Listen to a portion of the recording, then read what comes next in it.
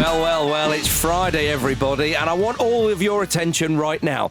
The time has finally come. Tickets for our live tour in May are on general sale now. If you want to come and see Football Ramble Time Tunnel, the hottest ticket in podcasting, now is your chance. We gave our Patreon people and Team Sheet subscribers a chance to snag some early tickets this week, and they did not disappoint. That means there's only a limited number of tickets available for our shows in Manchester, Newcastle, Glasgow, Birmingham and London this May. Football Ramble Time Tunnel will be a journey through football history unlike any other.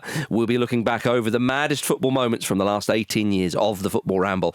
There will be sketches from the darkest depths of Pete Donson's mind, audience interaction and loads more. Head to footballramblelive.com to get your tickets now. Remember, our Patreon subscribers have been cleaning up and there aren't many tickets left, so better act now, people. You better act now. That's footballramblelive.com for tickets. We'll see you in May. Jim, what website are you on there? I'm actually on footballramblelive.com. You're performing, you madhead. You don't need to buy them. Well, I want to because the hologram budget alone is huge. So we need to sell these tickets. Yes. So, yeah, I just thought I'd give it a little boost. Is Tupac playing with us?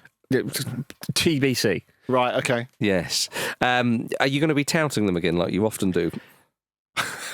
I didn't know that you knew about that. So presumably no. Mm-hmm. It's been a tense couple of days, actually, while I've been waiting for the general sale. I should have become a Patreon. You fool. You haven't set up your farms then? I'm buying a shit ton and selling them on. I don't know what Jim's talking about. It's quite lucrative. Obviously not in every place we're going, but it's quite lucrative, isn't it? Unbelievable. Everyone's welcome. Get involved, for crying out loud. Right, we must turn our attention to the Europa League. The first round, the first phase. I don't feel right calling it a round, chaps, if I'm honest. Phase also sounds a bit weird, doesn't it? But it's better than round. Yes, it's almost like the setup's a bit bollocks, but go on. Oh, Yeah. I see. Of course, the top eight has been established. Lazio, Athletic Club, or as you and I know them, Athletic Bilbao, Manchester United, Tottenham Hotspur, Eintracht Frankfurt, Lyon, Olympiacos and Rangers got in that Something for everyone there. Well, apart from me. And the good news is, though, for Manchester United and Tottenham, they can't meet before the final. Yeah. So presumably that'll be the final, Vish. Yeah, certainly. It's so strange. I mean, it really should be just, because so for people that don't know, when it comes to this next knockout playoff round, they're pairing teams together so they can't face each other. So, for example, 9th and 10th, Bodo Glimt and Anderlecht can't get drawn against each other. So basically go on opposite sides. Just like in the Champions League. Yeah. So but why wouldn't you just play 9th against, 24th? Exactly. Like, that makes sense. They've done a bracket, but it's not the full draw. Yeah. So you know more or less who you're going to get, but not exactly who you're going to get. It is a bit strange. Yes. I think we can all agree on that. But it ended up being a decent night for Spurs, who won 3-0 at home against Elfsborg. It was not too inspiring, but credit where credit's due. They made sure that 3 academy players were on the pitch, and they all got the goals for Spurs. I would actually push back on that and say, for that reason, that surely it is inspiring, right? That's I said the first bit wasn't. Sure, okay, fair enough. But I think that is a sort of a chink of light, really, isn't it? There's something really great about seeing just even one young academy player have a big moment. You got 3 of them there. I know Mikey Moore's been in the team, but that's his first goal for the team, and it was really, really well taken as well. A record-breaking goal. Yes. He broke Jimmy Greaves' 68-year-old record as the youngest English scorer in a major European competition. How about that? Not bad, is it? And obviously Dane Scarlett got an assist as well. So and a goal. That's massive. Yeah, as well as his goal, obviously. It's mad, isn't it, to think that Dane Scarlett was on loan at Oxford 10 days ago. Yeah. Well, and not a particularly great loan spell at Oxford, It's obviously difficult for a young player being loaned out and all that kind of stuff. So it's no not criticism or anything. But to be recalled and then come on and brought on to get something. Exactly, yeah. The game was in the balance, yes. then, wasn't it? Yeah. Yeah. And it's probably, I imagine newspaper editors across the country were livid when they, Wikipedia'd him and found out that he was 20 because they couldn't go with their teenage kicks headline. Yeah. Well, you still can. Oh, I don't think so. Oh, right, okay. But... Well, he used his head, though, didn't he? So the other teenagers did kick it. Yeah. They could have used it. Yes. Marcus, I apologise. That's absolutely spot on. Yeah. I wasn't thinking along those lines, but I'm glad my sub-editor helped me out there. That's what they're there for. God bless sub-editors. Pedantry, basically. Yeah. Yeah.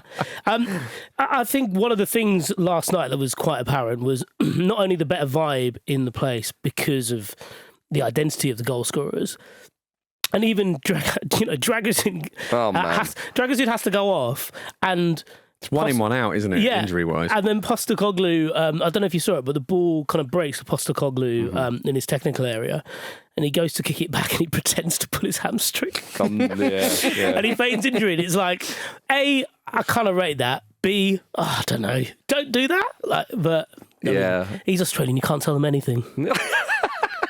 A law unto themselves. Yeah. Well, it was. It ended up being a very positive night for Spurs, and as you guys have said there, the fact is that those three players scored.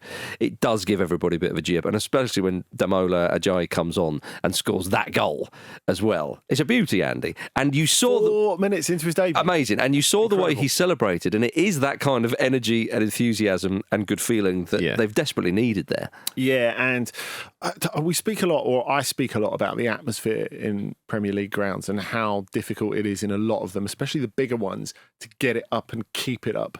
Obviously, there's a certain mood hanging over Tottenham at the moment. So I can't really think of a last 20 minutes that could have done more to lift the mood or to lift the atmosphere. Because essentially, you look at some of the other results in this top 8 of the Europa League. Say you look at Lyon not beating Ludogorets, for example, and they could have done with something to lift the mood. But it doesn't really matter on paper because they can go through. But in terms of what it actually does to the feeling around the place, it can make a massive difference. And these last 20 minutes, I don't know if they're especially pivotal in Spurs' season, but there's something that they really needed right now. And the confidence really it gives to those players because they need them, because they're so down on injuries. Did you see the number of players who obviously are injured, but first-team players in their civvies celebrating on the touchline? Yeah. It reminded me of, like, in the NBA, you've got your teams right on the side, but often, like, the injured players sit on the bench as well, so you see them in the front row. So it's like suddenly, you go along, everyone's in uniform, and there's 4 or 5 players, like often the biggest players in the team, who are just sat there going wild and celebrating. And that was the first time I've seen that at I suppose at a top flight football match. It's like the Bournemouth box. Why don't they have a little glass box like Bournemouth? Yeah. I mean, the thing is, with that Bournemouth thing, the whole time I was thinking, don't get too excited as a 4th and 5th are going in. Don't lean forward, not realising there was glass there. That was strange. That was a bit odd at Bournemouth. It was. It was a bit dystopian and futuristic, wasn't it? Well, they looked like lots of kind of toys, didn't they? in their original packaging. to preserve their value. Yeah, very smart from Bournemouth. Yes, indeed. But speaking of teenagers and Tottenham, they've had a £50 million bid accepted, apparently, by Bayern Munich for their forward, Matthias Tell.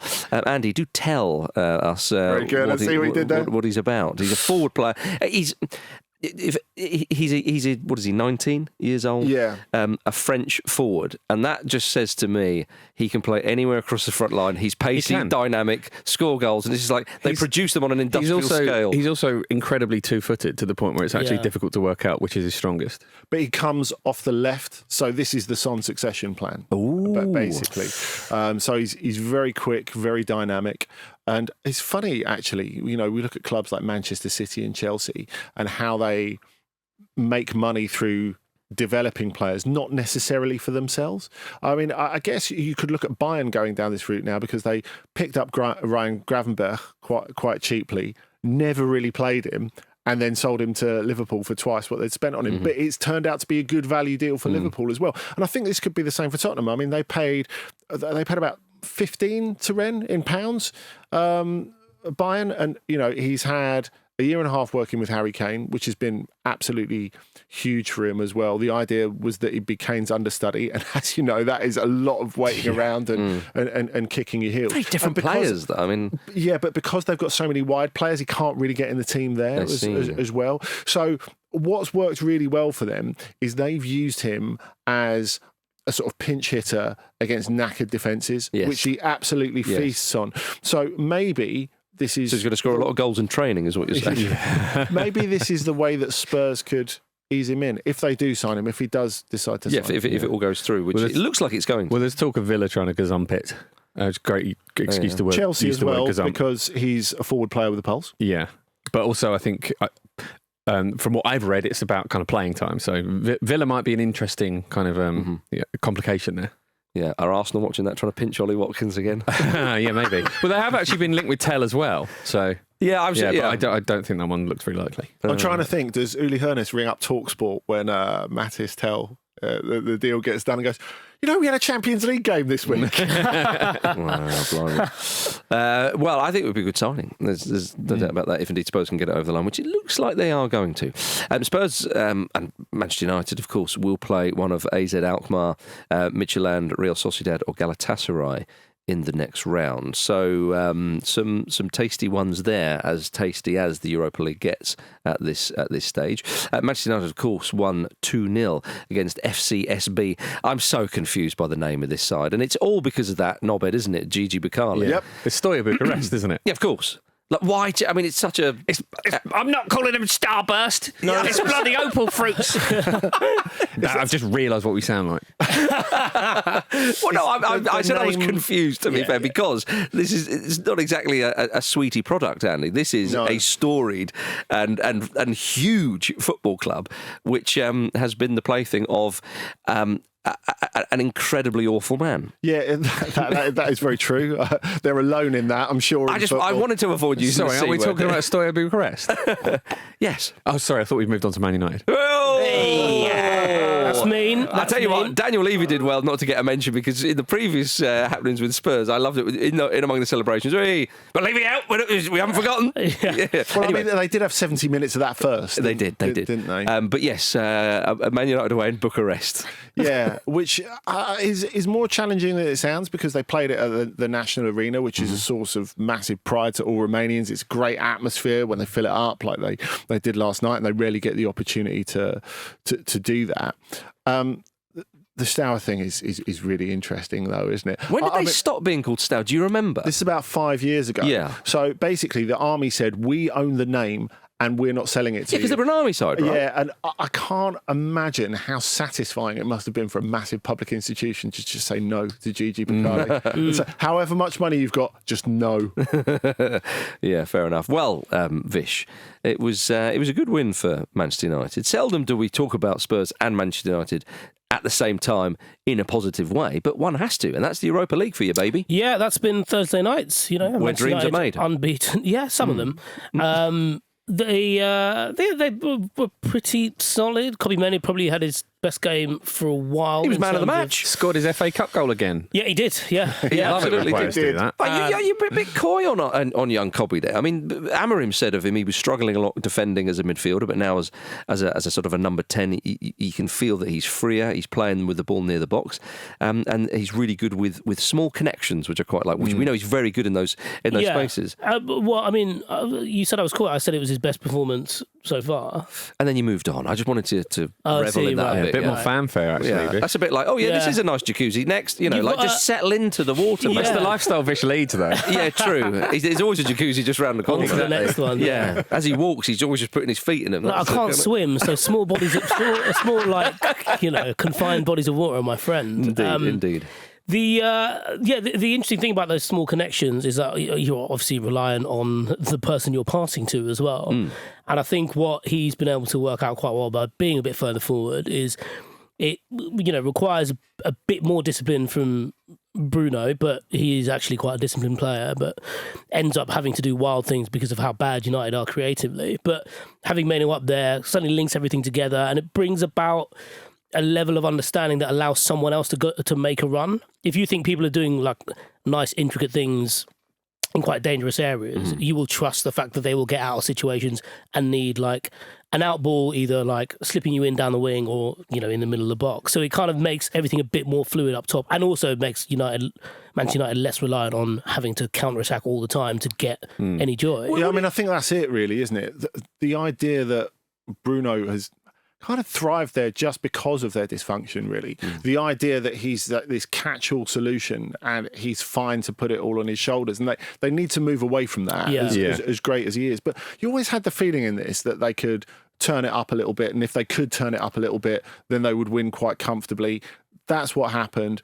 Amorim made the substitutions as well halfway through the game that sort of said, right, we really want to win this. and we really want to get closer to being sort of, well, less dysfunctional, I suppose. Yeah, and obviously each place is a little bit of money in itself, so there's always something to play for.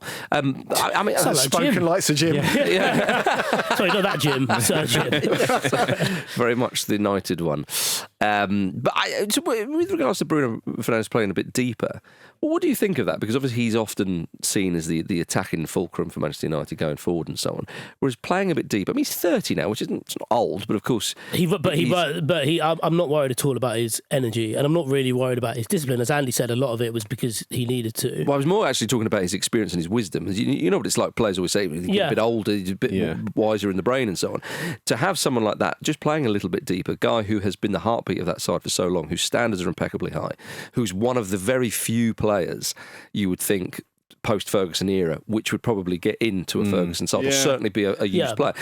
Having him in more of the kind of engine room heartbeat of the side, to me, I quite like that. Well, his passing range is exceptional, isn't it's it? unbelievable. His numbers for key passes every season are always amazing and sort of go under the radar a little bit because of the dysfunction at Man United. I almost sort of see with Bruno Fernandes, he's thinking to himself, I'm going to be the change I want to see. Yeah, well, I think the reason I bring that up is I think that works really, really well in that position, particularly, as you say, when you've got Mainoo a little bit further forward, who has the security on the ball in the final third. Yeah, I would also say, like, a lot of the reason, some of the reason that people dislike Bruno is what they perceive as, these tantrums that he has at certain points. And you've got to have sympathy with that, though, haven't you? No, 100%. Yeah. But it's funny. It's like being Gary Kasparov in a youth club, isn't it? I don't get that reference. Can you? I don't think there'll be anyone as good as chess as him amongst 11-year-olds. Right. Okay. And probably a lot of the pieces are missing. Yeah, I see what actually, you mean. a lot of that United squad, I imagine, will end up with pawns up their nose if they're in that situation. So that's fair. Careful. But I think actually. To go back to what I said about the tantrums that Bruno has, I tell you what, it looks a lot more like leadership when you're further back than it does when you're absolutely further forward. Yeah. If you're as you say further forward and you're shouting at everybody, it looks like you're having a tiff because you haven't had the ball to feet or whatever. But when you're in the middle, it's like, what domineering character he is over there. Yes, that's right. It's absolutely right. I think in a lot of different ways. Can you imagine Roy Keane playing number 10? It would have been quite something. I am sort of slightly, just very briefly to go back to Kobbie Mainoo and the bigger picture, as you know I like to do. If he is then going to start playing number 10, I'm a bit like, it's very chock-a-block there for England. Yeah. I think we always expected this to happen, though, but it's happened quite quickly, right? There was a sense that Kobbie Mainoo didn't seem like a natural defensive player. No, this is spot on, because he started because Manchester United had an issue with their number 6 position, but it was always talked of as but he's going to move further forward to an 8 or a 10. I thought of the 8, the sort of that Shuttler position, you've one behind and a couple in front, but look, played very, very well, and it's very good for Amorim that he can use Mainoo in a few positions, you would say, but that one he really, really did take to. There's no doubt about that. Man of the match he was. Now, Manchester United are reportedly holding last-ditch talks with Barcelona about a loan deal for Marcus Rashford. How the mighty fall. Manchester United and Barcelona. Manchester United trying to offload one of their big players to Barcelona. Surely you've got another lever there. Yeah. It's an extraordinary situation. And this, of course, he was left out of the squad after last night's game. And Amorim said, imagine a talent like Rashford. Our team should be so much better with him, but he has to change. Which does suggest Amorim is open to Rashford playing again, but he's got to put it in. It doesn't seem to be, as I mentioned the other day, whenever it was on the pod, I don't see him doing a David Beckham and convincing the Capello, Amorim in this situation figure. But it seems like he's saying this, it's like almost pastoral guidance, isn't it? Yes. He's not saying this about, how this might work for us at United, although at the moment there is a chance of him staying past the transfer deadline because they've not managed to shift him so far. Mm-hmm. But it feels like he's saying this as almost a bit of life advice. Well, he has to, Andy. What you could do for United. Because it's not a given that Rashford's going to go. Because of the wages, because of all that stuff we know, then it does make it quite difficult. Rashford himself, though, has said he wants a move.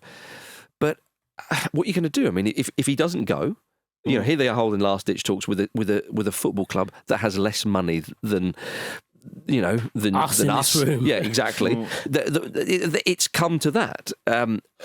So is Rashford just going to sit around and do nothing until the summer if he doesn't go? Well, I mean, this is not good. Amorim is challenging him repeatedly to kind of get back to his best form. Clearly, or not even his best form, his best levels of effort. But I think right now, what's best for everybody is that he moves, isn't it? So I think they're concentrating on that. I think it'll be very, very different once the window's shut. I think they'll look into trying to reintegrate him and work a bit harder on it. But right now, I think there are two flaws in this plan in terms of the destination, which is that Barcelona have to offload possibly 2 players to make space for him in the squad, which is going to be complicated, especially because one of those is Ansu Fati, and his injury record makes him not the best prospect for anyone else taking him on loan or whatever. And the second is Rafinha. Rafinha will eat Marcus Rashford for breakfast and use his bones as toothpicks. Like, he has fought so hard to get that spot in the team. I'm scared for Rashford having to be in the same space as him, being like, hey, I'm the guy who's come to take your place. Also, Rafinha's been one of the best players in Europe this season. Absolutely. Yeah, I mean, there's no comparison between the two at the moment. Rafinha does everything Rashford isn't doing. He's been that's the basics. He's been working so hard, Rafinha, that not only is his level so high, but his commitment was such that Barcelona, for a point, were like, can you just be our club captain for a bit? Yeah. It's mad. I mean, this is the guy who's the captain when Frankie de Jong's not in the team.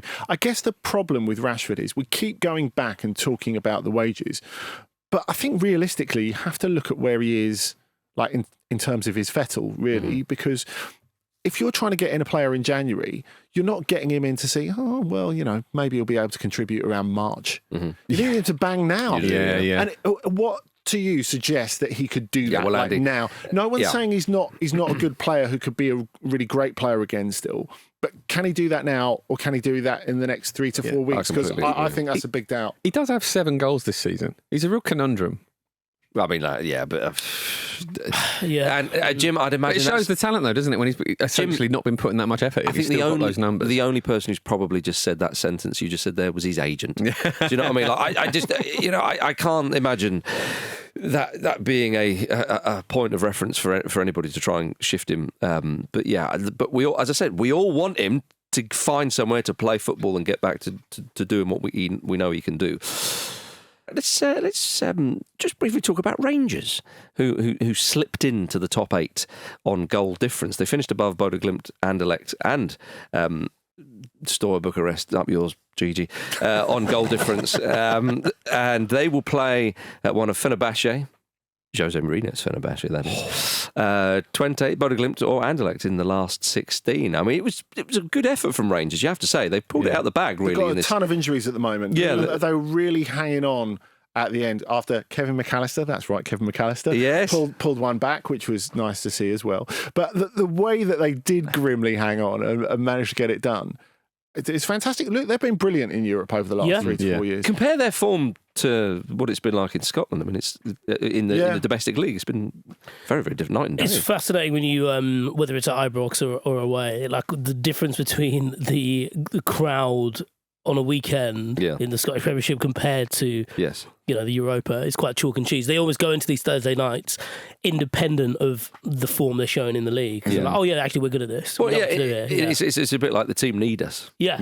Whereas on a Saturday or whatever, in the Scottish League, it's like, well, no, of course you should be winning. Yeah. Let's hope they get Fenerbahce. Oh my goodness. And then Jose, gets to Ibrox, thinks, you know what, I fancy a bit of this. Could you imagine that? Could you imagine it? I can, and I want it to happen, Jim. And they drew 2-2 with Midtjylland, of course, and went through to the knockout playoffs on goal difference. Can't keep a good man down. Finished 24th, didn't they? So they may well not get to the round where Rangers are currently, but we sincerely hope they do, for all the wrong reasons. Right, coming up after this, could Ollie Watkins actually be off to Arsenal? 4 or 5 years, never complain about the referees and the action, but this action is really incredible. Welcome back, everybody. Arsenal face Manchester City at the Emirates. I nearly got the wrong one there. I was getting my airlines mixed up. Sunday, 4:30. Etihad through and through. Honestly, it's a belter. Absolute belter. More of a Wizz Air man myself, Andy. I don't know about you. Just as long as you don't do it at the airport, you'll be all right. Whiz, not Waz. Yes, an interesting one, of course. Arsenal higher in the league, Manchester City. They're still among the the Champions League spots, though. You can't keep them down, Andy. You really can't. No, you can't. So what do we think then? Pep Guardiola reportedly told the managers of their recent opponents, Chelsea, Bournemouth and PSG, that he wished he had their team. Ooh, is he going sort of Kevin Keegan territory here, Vish? Well, why can't you be more like Ouattara? Yeah, walked into his team. What do you reckon? Oh, I don't know. I think he's. I think I said on when I was last on. I can't even remember when that was, but about it's really interesting, seeing more into the mind of Pep Guardiola, because he's had to be so open about their struggles and how he's going to remedy them. And he talked about being less emotional. Then he says stuff like that. Okay, mate, yeah. I think he's just saying it to a point where obviously he doesn't believe it. I think he's just looking at the league table and the way people talk about it, how well those teams are doing. So, oh, God, yeah, I just wish I was them. He loves to lavish play. Yeah, but also, he's very sarky. And it comes across differently when he's top of your team. When he's top of the pile to when he's now. Now, he's, there's a faux sincerity to it, obviously. But I think... But he does. I mean, he knows Maresca, of course, and he knows Luis Enrique. Yeah, but he just says things, doesn't he? But I don't know. I think there is something to this. It's a little bit like when Atletico Madrid were in a bit of a rut, if you go back a season and a half or so. And when Diego Simeone would start talking about Real Madrid, and a not particularly expansive Real Madrid, in his press conferences, you could see his eyes drifting off into the distance. He's like... Yeah, I could see myself managing them. Anyone else, obviously, it's completely unacceptable to drift into that sort of talk. But I think Guardiola's kind of doing the same thing, really. I mean, the thing is, with where they are at the moment, I mean, you've talked about it, Marcus. The results have improved, but they are still in that rut. I mean, they didn't so much flirt with danger in the Champions League as take it out on a series of extremely expensive dates in the week. And then you look at the Chelsea game as well and the way that started. Now, I know Kuzanov has been an easy fall guy to pin that on, but why did they have to rush him straight in the team? Yeah. Because Ruben Dias is injured, because John Stones they wanted to save Stones in the best nick at the moment, and he isn't. And so if I was Arsenal going into this, Jim, I would be thinking they're still vulnerable. We need to show that we're still a contender. Let's crush them. They need to be really, really on it at the weekend, Arsenal, because I think that the time of Man City being really, really vulnerable has gone. I think that they was obviously. You think? I don't know. Jim. Yeah, I don't know. Look, I don't agree with that. I don't know, but look, the points where they're losing silly games. I think it's that moment of the sort of chaotic storm moment is they're still going to drop more points than we would expect them to. They're obviously not going to win the league. These are all things you wouldn't have been expecting to say about City, but I don't think they're as kind of calamitous as they were in that little period. So Arsenal have to be really, really, really on it. And also, there's pressure on them because any dropped point is basically it at this point, isn't it? It's probably over already. As I said a little while ago, I've given up on the title about six times this season. Let's fucking go again. Yeah. But it's there's a pressure on Arsenal that weirdly isn't on City. And I wonder actually for some of these players now, as we said, they're extremely unlikely to win the league this season. They know that. They've got a very, very good chance of finishing in the Champions League spots, which is the bare minimum for them. So for the first time in a long time, the pressure of their own relentless standards maybe isn't there. We might start seeing them play with a little bit of freedom before. They've been very rigid before. And what I found interesting about them recently, particularly in the Chelsea game, is they don't seem so rigid. There's a lot more space, and that they feel a bit more like a normal team rather than this machine-like super team. They definitely feel more like a normal team. I think it's a good point. I know what you mean by. I agree with your other point about Arsenal. They can't afford to drop anything because. Look, there's so many games to play. Liverpool have a 6-point lead and a game in hand. There is still a title race. You just have to say that. But you just got to stay in it, haven't you? You've got to stay in it. I know it's incredibly unlikely, blah, blah, blah, blah, blah. But, injuries can happen. Yeah. They can have a disaster. And look, they're playing Bournemouth as well. And Bournemouth are in a great spot at the moment. If Bournemouth could take points off Liverpool, Arsenal wins, suddenly, woof, there you go. And I appreciate we thought that when Liverpool are struggling to break Brentford down and it goes the way it goes. But with Manchester City, though, in one sense the pressure's off, but in another sense, if they don't qualify for the Champions League next season, that is a disaster. Financially, that would be a disaster. You can't. I reckon they'd be all right. No, but you reckon? But that's a point, though, isn't it, Andy? Like, And it shakes confidence in the whole project. Yeah. It shakes confidence In the shake. among the players. Yeah, it does. Yeah. All of that. And I mean, obviously, I think the biggest disappointment about City's recent upturn in results is I'd allowed myself to start believing that they could get in the Conference League. yeah, Now, I don't. the disparity in this Conference League with Chelsea, then, It would just make football implode, really, wouldn't it? But it would implode even more. It'd be an easier job for the guy engraving the trophy, wouldn't it?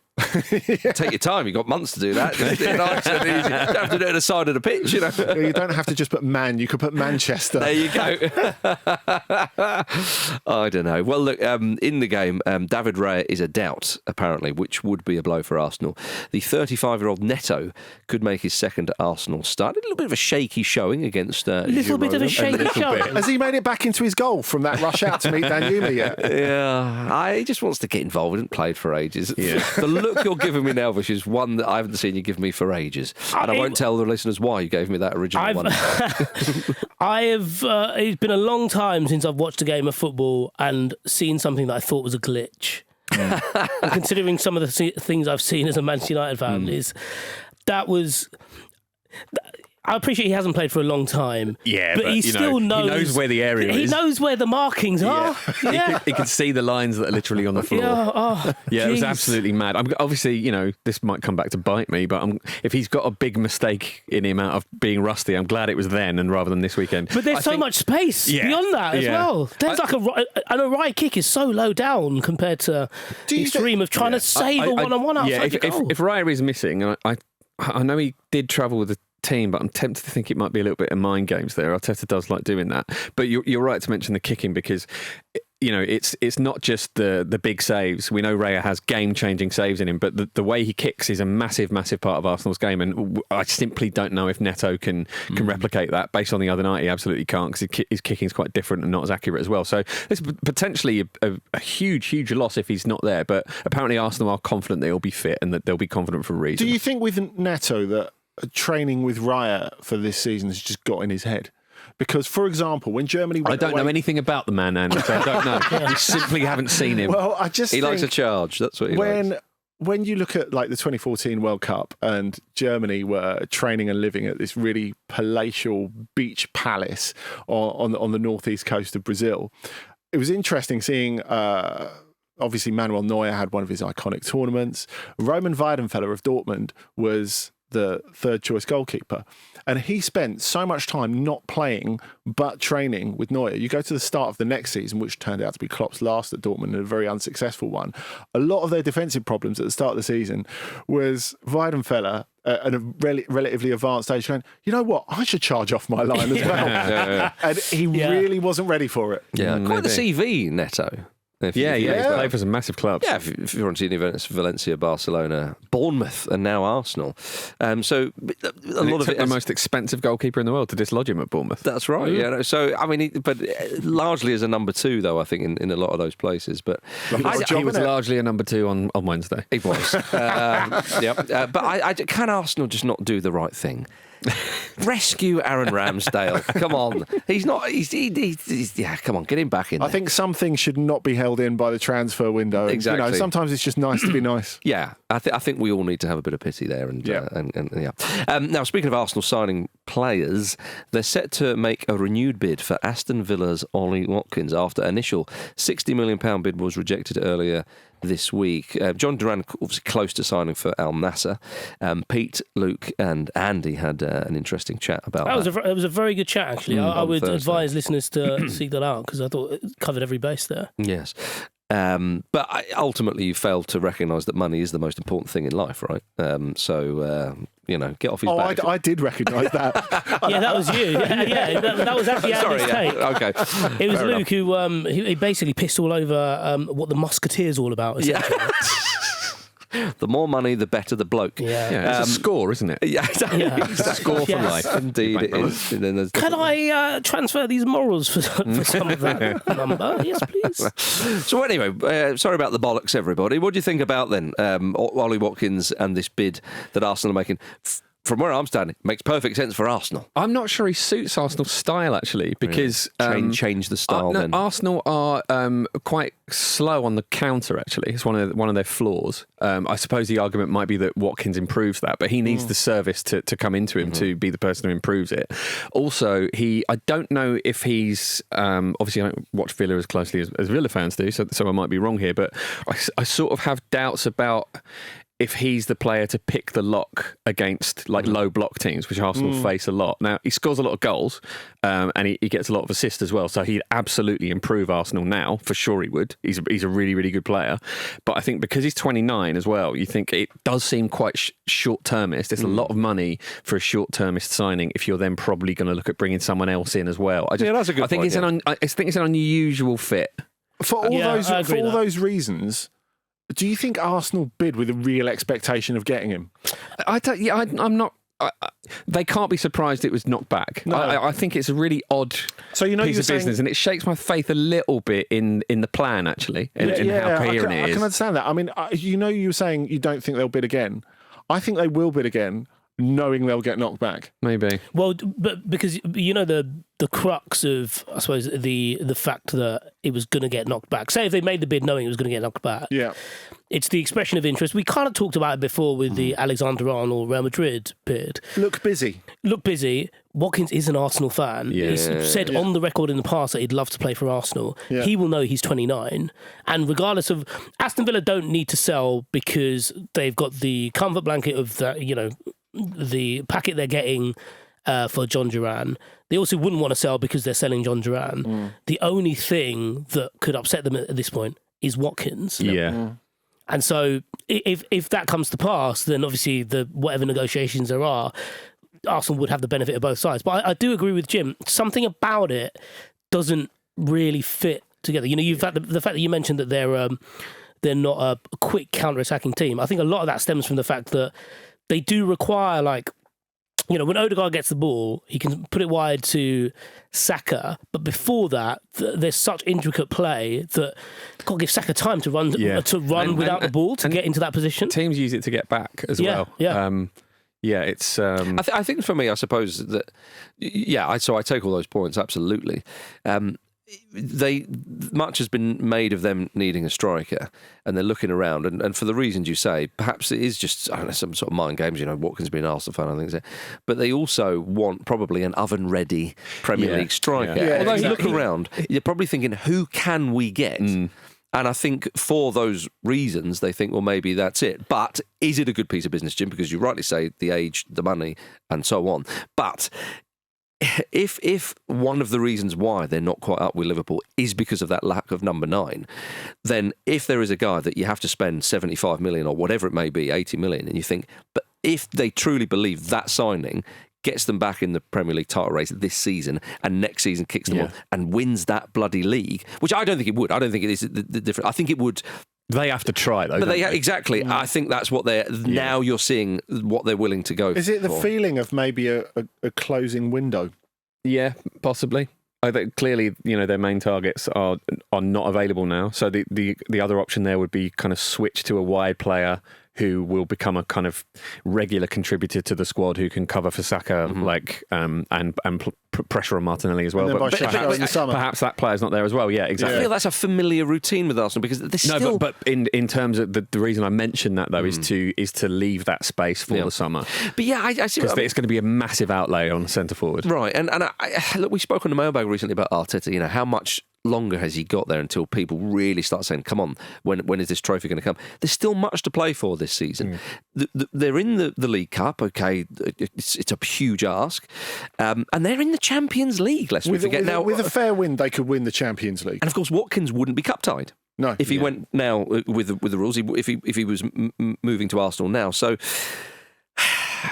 Another thing on Watkins that gives me pause is that he misses a lot of big chances as well, and this is the exact problem with Kai Havertz at the moment, where he's more ruthless than Havertz, though, you'd say. He's actually missed more big chances than Havertz. He leads the league, and the other players in the top 5 are like Haaland and like really, really good players. Because obviously the best players get in those positions to miss the big chances. Yes. But I do think there is I can see a future where he signs for them and he misses big chances and the stadium's going, oh God, in the same way they do about Havertz. So I think it's an unusual fit. If he signs, I'll welcome him and I'm sure he'll score a lot of goals. But it's a surprising one to me. Okay. Coming up after this, Fulham are off to the northeast. Newcastle v Fulham tomorrow at 3 p.m. Newcastle have won 7 of their last 8 Premier League games, but there was that 4-1 battering by Bournemouth, their only loss. Fulham will be focusing on that. Andy, how do you see this one going? Well, I think if you look at Newcastle's form, apart from that Bournemouth game, which sticks out like a sore thumb, not just because they lost it, not because they lost it by a distance, but because they were so poor in that, it's really strange their season because the upturn in form almost came from nowhere, really. Mm-hmm. You know, at the point where they started on this great run, people, I don't mean, casual Newcastle watchers, but people who watch them every week, fans, were starting to question Eddie Howe for the first time. And all of a sudden, him going, let's just double down on this personality that's not really working at the moment. It actually worked, which is pretty amazing. And they're going to have to do that for the rest of the season because, of course, he said this morning that we're not really going to do any business in the rest of this window, which means I guess there's room for manoeuvre if one little opportunity comes up, but there's not going to be any Godfather signing, certainly this winter, and there was never any sense that that's going to be the case. So it's all about leaning on Bruno and Isak and Tonali, who's obviously been excellent and the main author of the change really in the last little while. So I feel pretty good about them in this, but I think there's so much riding, not just on this game, but on the rest of the season, because the way they've tightened their belt, what they clearly need to do, and there are so many other moving parts with them as well. They're getting to a point where they're deciding whether they're going to redevelop St James's Park or build again. Fans are still waiting for an answer on that. There's been another possibility put forward this week. That what they need to do, they need to absolutely get this Champions League place because there is a chance for them to get it. Mm-hmm. And this is a season in which they could get it. Maybe next season is more difficult. Say if Man City have re-upped and Chelsea are a year further along with their development under Maresca. Maybe Tottenham get it together. Maybe Aston Villa look a little bit stronger and learn how to balance European and domestic commitments. So I think they need to get this Champions League place and then have a bit of a go at the squad in the summer with the extra money. Interesting to say about the stadium. The fans up there are still waiting for an answer on what's happening with regards to that. A new option has emerged, though, this week where they would knock down St James's Park and rebuild a new stadium on the same site, which I'm very interested to see what fans up there would think of that. Now, of course, while the stadium is being built, they would have to play elsewhere. Sunderland, very quick to say, no, you're not welcome here. Middlesbrough, despite what the away bar might suggest. Yeah, I was going to say, They redecorated part of it, just to redecorate half of it. Exactly, yeah. Middlesbrough's Riverside Stadium, of course. Murrayfield in Edinburgh, the rugby stadium, and the very, very tiny Gateshead International Stadium, wonderfully named, have all been touted as alternatives. Yeah, they're all terrible alternatives. Yeah, but it's interesting, isn't it, that they're clearly the only ones. They're the closest alternatives. Go on, then, what you got, Andy? No, I'm not saying I have an alternative. I'm saying they're all terrible alternatives. Have one down the park. Just one Premier League team playing a park. Jumping for goalposts, that sort of thing. Game finishes when the sun goes down. Jesmond Dean is pretty big, to be fair. Yeah. I mean, you want to be kicking uphill would be a bit of a task. You get temporary stands in there, wouldn't you? Yeah. That's not in the spirit of it. So according to Andy, that's a better option. Yeah, officially, that's the line, Andy. Exactly what I said. I love the idea of a river running beside or through a Premier League pitch. Play at Chesterley Street. They are. Next to the Fulham aren't far from having that. Yeah, I suppose. You say it as if like you know something about the structure of the ground. But it is tricky. I mean, they've always had this problem on how you build there because there are listed buildings on one side. So there's even been talk that they might do, say, what Porto or Benfica did 20 years ago and continue playing in St James's Park, build the new ground right next to it in Lees's Park, and then knock it down when they're done. Is there enough room there? I mean, the beauty... If you find a way to build into the park, you could do it. Redeveloping the current stadium is super difficult because of the listed buildings. Yeah. But, I mean, also, obviously where it is. The beauty of St James's Park... It's so tight, isn't it? Yeah, the beauty of it, though, is like how many grounds are like that where it is not that Bang in far the middle from of the city. Yeah, like Yeah. from the centre of the city. It's glorious. It's That's the stunning, thing, yeah. isn't it? When you talk about either like building a new ground somewhere else completely and maybe even in Gateshead. It would be such a shame. That takes the soul out of the club. Yeah. And I think But why the do they same- need a new stadium? I mean, people say it's right. Is it that bad, St James's Park? No, it's sold out the whole time. No, but can you not? I mean, have they extended it as much as they could? Yeah, I mean, it looks How really far weird. up If can you- we send the away fans? Is there any room on the bench next to Howe? Like, come on, like, don't do anything to the stadium. It's such an unusual stadium in that you've got two sides that are massive and two sides that really aren't. Yeah. So it looks And they exactly can't be what it is. redeveloped, the small sides. Yeah, that would be my idea. It's Jim. difficult. Maybe they haven't thought of it. Why do you have you thought about having a fifth side to the ground? Yeah. Yeah. Like, See? like the roof. but People hanging from the roof. Yeah. A bit like those rides, when you kind of hang. Yeah. Yes. Yeah. But you stay there. Proper bird's eye view, right? Yeah. Tell you Like, what, like the spider cam. yeah. Yes. Have one person on one of those when they don't have the cameras seat, in. it would be the seats for like the tactical perverts, wouldn't it? Yeah. Like bird's eye view, you could see it all in a totally different way. Do you think that's where the Premier League are one money-making stream that they've not explored yet? The bat community. I fear that I may have started something that could end up in a lot of bother. But we must move on. Well, before we move on, Jim. can we look forward to a quite massive away trip for Fulham fans, which means they're quite likely to have some sort of performatively posh meal on the train on the way up. Like we've seen oysters, we've seen cheese boards and hampers. I think for a trip this long, might we get a lobster? Could get a lobster. I was thinking more of a sort of a fondue kind of situation. Oh, nice. You know, it's Yeah. under 3 hours from London. I mean, like once you've cracked the lobster open, you're past York, I reckon. Yeah. How long yeah, does it take you to crack a lobster? Look at you. Bloody, attacking it like Arsenal's forward line. Oh, can't get here, can't unlock it. Ollie, can you help with my lobster, please? I believe, wouldn't it? Get me the apron. Alexander Isak's already had 5. Kai keeps poking his eye out with the claw. Yeah. I was actually going to say one of the problems with Fulham is that they are a little bit blunt in attack at sometimes, but it's a shame for them that Harry Wilson might be out until the middle of April after breaking into the starting 11 due to his performances and goals and what he brings to the team. It's such a shame for him. With Fulham though, been very inconsistent. It's been a good season ultimately, but failed to win consecutive league games since early November. And if you look at where they are in the league, they're 10th with 33 points. Which is, I mean, aren't they like not far off their best performance in a Premier League season here? Indeed, of course. So it's been a good season. I can't stress that enough. But when you look up the table and think, well, they're 8 points behind Newcastle and Man City there in 4th and 5th. Actually, those 8 points, and I'm sure there are other clubs that could do this as well, but you can immediately, or I certainly can, think of half a dozen games where it's like, that should have been more, whether it's last-minute goals they've conceded or 0-0 at home against Southampton, for example. You're properly in the Marco Silva zone at the moment, aren't you? I am a little Full bit. cultist. Yeah, I love it. indeed. And look, Silva can be a bit stubborn when it comes to making subs and being a touch predictable, but I think he's an excellent manager. And he's so good for.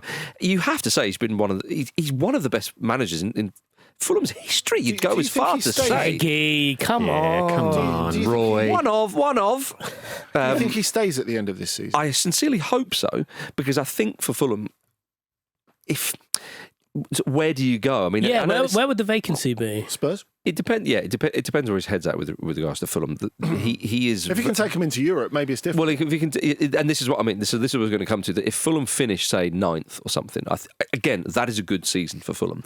But you have to strike when the iron's hot, and when you have a manager like Silva, and you've got some good players, and he, as I've mentioned so many times before, he's so good at getting players who are maybe not getting as many minutes elsewhere or have shown potential elsewhere but not quite done it. Get them in and get them playing. It's very rare to have a manager like that where you think there's no fear of relegation, looking up the table, possible chance for European football. If Silva feels like, oh, go on, but I've just done as much as I can here. I've hit the ceiling. That's the risk, and isn't he it? feels like his stock is high and he wants to go somewhere where there will be bigger money. Well, not necessarily bigger money, but there will be better players. There is a better squad who are more ambitious because of the whole surroundings. Then and presumably he would get offers. I would would have thought. It depends really, but on the old managerial merry-go-round. So from my point of view as a Fulham fan, I'd be slightly concerned, which is why when the team just are that touch inconsistent, and it runs through from manager to players, not just the players on this, but just putting the ball in the back of the net sometimes, being a bit sloppy. It's like if Fulham had, say, 5 or 6 more points on the board, which I don't think is unreasonable to say, then my goodness, you would be talking about them as an outside bet for Champions League. But we'll see. But this game away to Newcastle, one might argue, is a good game for Fulham because we know what they're like setting up against the sides who are on song, who are a threat and on paper are better. And that's usually where you see the best of Fulham. So an interesting game. Before we go to Jack's Encyclopedia, a quick mention for Miggy Almiron. He's left Newcastle United and returned to Atlanta United in an £8 million transfer. Joined the club 5 years ago today. And we'll never forget that hot streak he had in 22-23, where he scored 8 goals in 9 games. Lovely player, kind face. He got a really nice send-off, actually. It was he looked very emotional. It's rare you see that kind of transfer where like everyone's fine with it. Nice to see him back in the A, though, isn't it? I think so. Yeah. I think so. Dean Smith also says you're an encyclopedia of football. A what? An encyclopedia of football.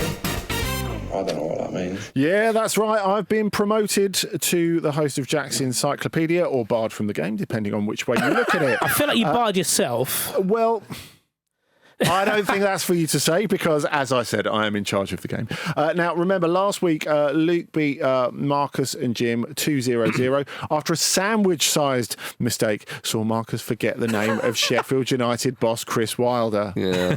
We've all been there, and people in glass houses shouldn't throw stones, so I'm going to move on to say it's a simple game of categories. If you go too slow, I'll pay Gary Neville's goalgasm, which will allow you 7 seconds. I need Will Smith here next to me because when I'm struggling to remember his name, I need him to say, "Get Chris Wilder's name out of your damn mouth." Okay? I thought he'd just give you a little prod and go, get jiggy with it. Come on, Mark. Give it more than a prod, Andy. We'll work on getting you Will Smith. Yeah. But it might be a while. I need a slap round the face, by the way. I've been playing this game. I've been piss poor, so come on. Now, look, I don't want to say that Jim has been writing some of these categories, but he will be starting, and the first category... I want to make it very clear, I have not written the categories, right? Yeah, listen, what are we starting with? You be the judge. Doesn't even need You be the judge. Category 1. Names of Jim's family members. Every team Tottenham have lost to this season. Oh, blimey. Arsenal. Brentford. Oh, wow. Oh. Liverpool. Leicester. Yeah, it just happened last week. Yeah, it happened last week. Newcastle. Ipswich. You're enjoying this. I was there for that. Bournemouth. Brighton.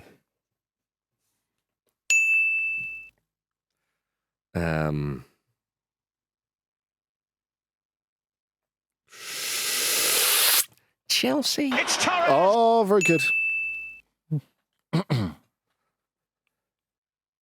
What we got? Palace. I guess. Oh, good. Ooh, Everton. This is excellent. Oh. 2 to go. Oh, wow. 2 to go. Okay. All competitions, remember. It's a lot of teams, isn't it? I'm not going to get a Europa League one. Bloody hell. Fulham. To steal, Speller. Have we said Man United? No, you haven't, but you'd be wrong. Jim's back in. Okay. Man City? They beat them at the Etihad, but... Come on, who is it now?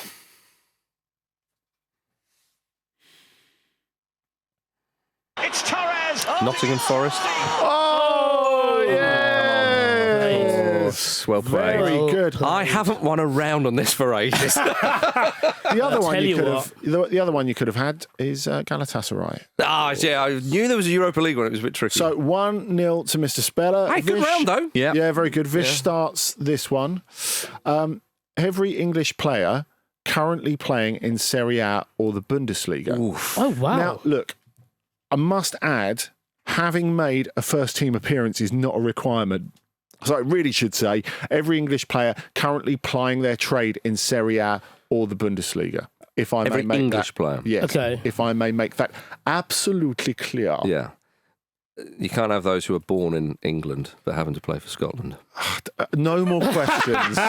Who's first? Vish? Vish Me. is first. Yes. Tammy Abraham. Fikayo Tomori. Good. Ruben Loftus-Cheek. Good. Do the Milan ones. Yep. Kyle Walker. Good. Nice. Mm-hmm. I will have Jamie Bynoe-Gittens. Well, it's Jamie Gittens now, but yeah, I'll give you that. Come on, that would be outrageous if you didn't give me that. I will have Nathan Teller. Nigerian. Oh. Vish, what you got for me? Dele Alli. Yep. Che Adams. Oh no, he's Oh, so just we said at the scored. start. Yeah, you did. I was thinking of Scott McTominay. Oh, that's annoying. Oh, wow. Gutting. That's the thing. He's Scottish when he doesn't score. He's British when he does. Oh, wow. Andy Murray syndrome. You could have had Brooke Norton-Cuffy of Genoa. Oh, him, yeah. I really could have had him, couldn't I? Yeah. Daniel, He are played you for Arsenal, I okay? could- So Of can I- Verona. so my- You could have Eric Dyer, Harry Kane. Harry Kane. Harry Kane. Can I throw one out there that I have written down? Yes. And only because I saw him on those repetitive highlight reels on TNT. Reece Oxford plays Yeah, in Yeah, Oh, you could yeah. have had him. You could have had Amari Forson of Monza. You could have had Dapo Afolayan of St. Pauli. Big fan of the show, of course. Samuel Illing Jr. or Tino Angerin of Empoli. It's fair to say Kane and Dyer were the ones, weren't they? You know when people said that he was Can't going to a believe I lesser put- league, that people would forget about Oh, dear. Right, Ridiculous. so we've got Shocking. Vish 1, Marcus 1, I'm in bad form here. Jim 0. Well, there's still time to redeem yourself. Look, obviously I'm avowedly neutral. I really hope Jim gets this one because I cannot wait for the tiebreakers are so good this week. But It's a bit of a shame that you're now going to Category show three. show no, I didn't say I'm favouritism. going to fix it. I'm saying I want him to Okay. win it. There's a difference. Can we get Gary Neville on Marcus for that, please? I don't even know the right. category. yeah, well, Right, the 20 most expensive January transfers of all time. Bugger off. God. Just bugger right off. Well, do you not want to start on this one? Because you are starting on this one. I can't think of any. Yeah, you can. You definitely can. Does that make it easier? No. Robinho. I know it's not right. I can't remember any of them. Jim? Given this, I'm going to go for Pierre-Emerick Aubameyang. Costs quite a lot of Oh, money he's to good. Arsenal. Ooh. Bloody hell. Right, Jim, you've got to get this. Mikhailo Mudryk. Oh, great. Very good. Moise Caicedo. Oh, Jim. He was in the January transfer window, I wasn't think he? you find it's a summer one. Oh, fuck off, Jim. So what does that mean? Have I? No, you've got to get one. Dusan Vlahovic.